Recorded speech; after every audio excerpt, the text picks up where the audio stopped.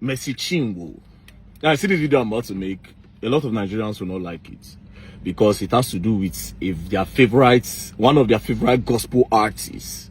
You understand? So, Nigerians go verse for this video. But the ones that are very critical in thinking, they will see what I am seeing. And if you go back to watch the video, you see everything I'm about to show you now. Now, throughout last week, I think it was last week, Mercy Chinwo, the gospel artist, and a record label boss, they had an issue where she now made a video, you know. She was now saying how the guy threatened her, how the guy bullied her, how the guy did everything, right? When I watched the video, read the comment section, a lot of people were just sympathizing with her. But what I saw was totally different, right? I went through the whole video. All I saw was lies, deceit, emotional manipulation, emotional blackmail, pretense from her part.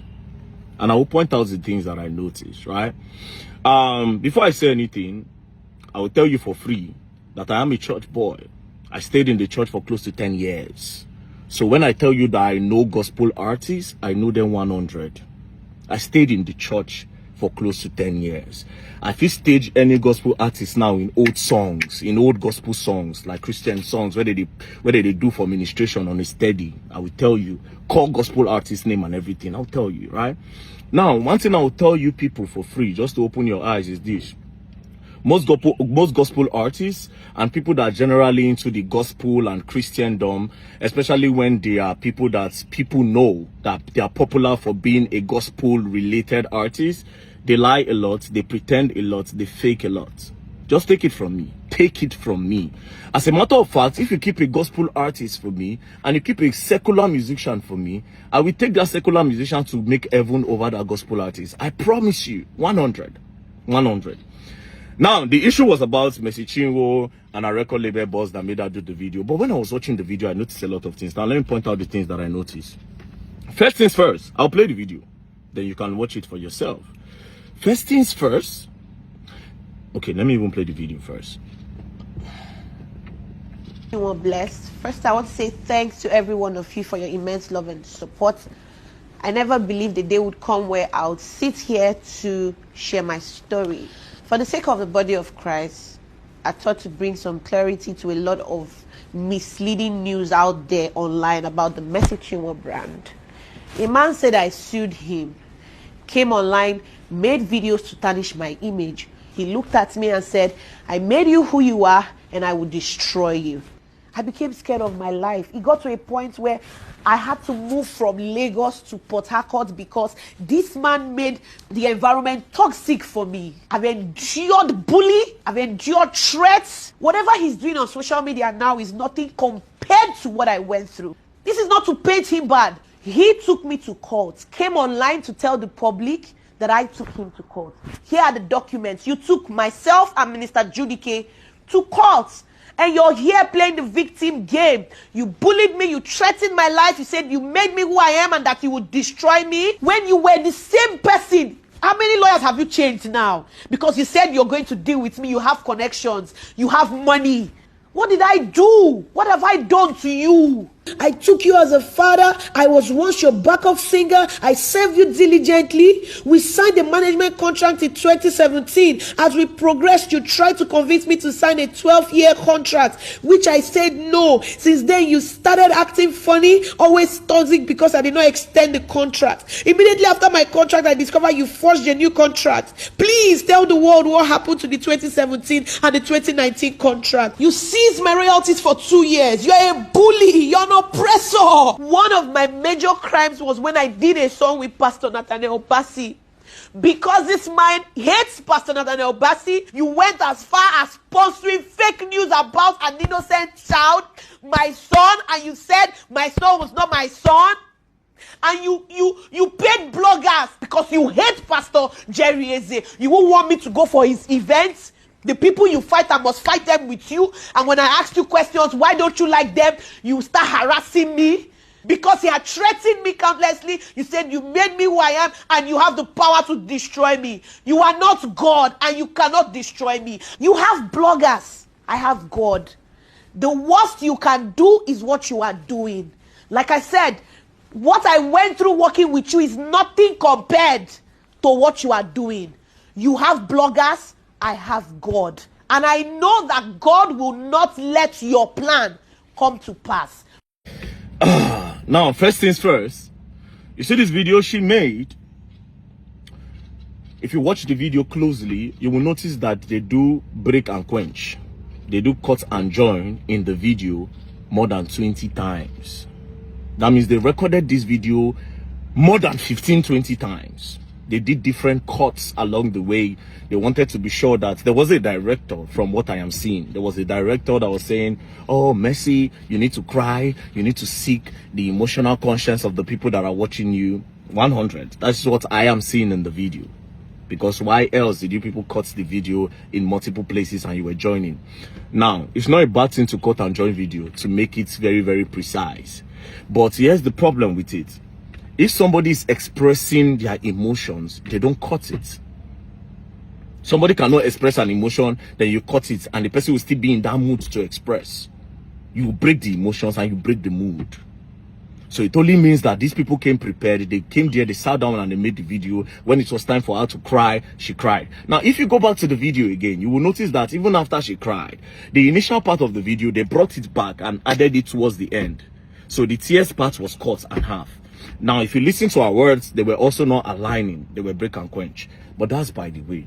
Secondly, this is another thing I noticed. I'll tell you the two important things, right? Now, she said that former record label boss took her to court first. Then she presented one paper. I will read from what I'm saying. It looks truly that between AZ Concepts and Mercy Chinwo. So it was AZ Concepts that actually took this to court. But when I looked at the number 4 of the prayer, it says that sometimes in early 2022, the respondent approached requested she wanted ownership of her music catalog.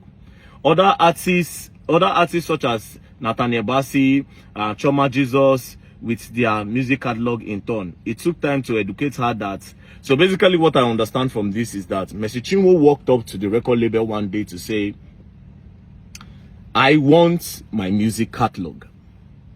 Which was a problem because record label don't give you your catalog. Call Don Jazzy, call all the biggest record label owners in the world.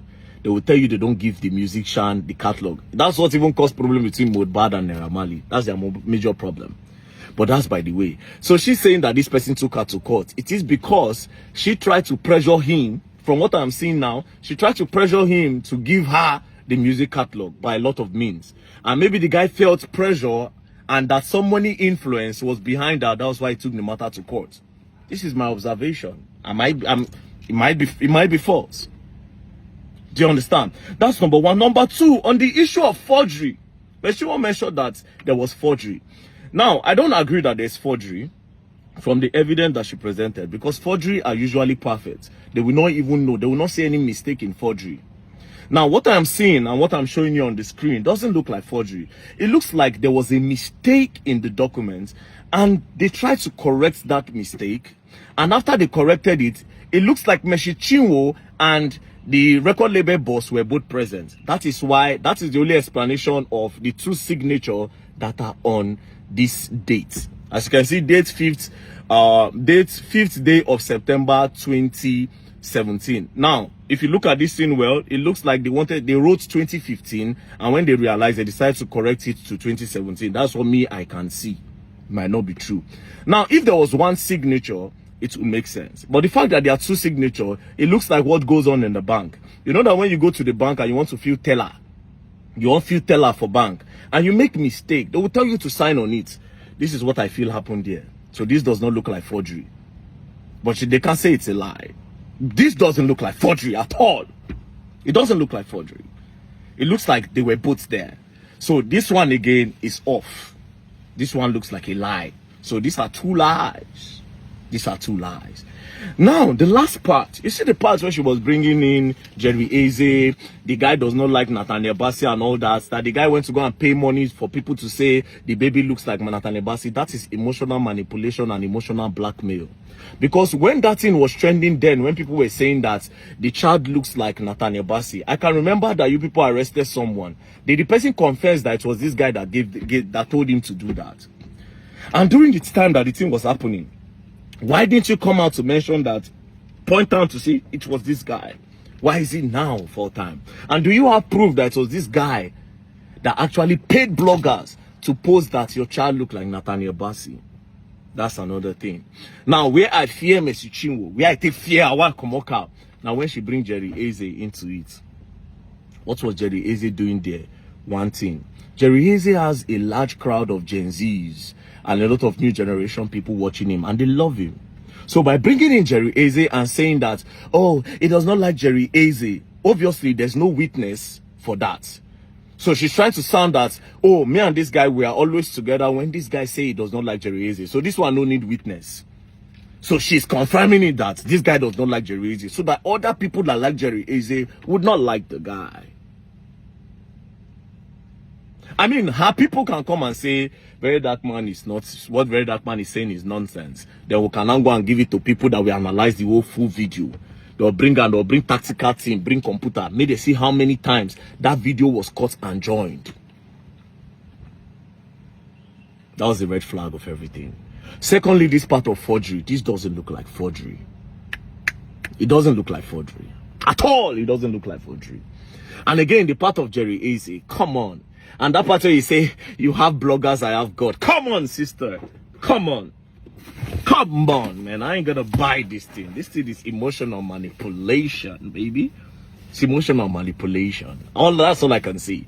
Now, I didn't want to investigate this matter, but if I say I go put my mouth for this matter, I go find what I need to find.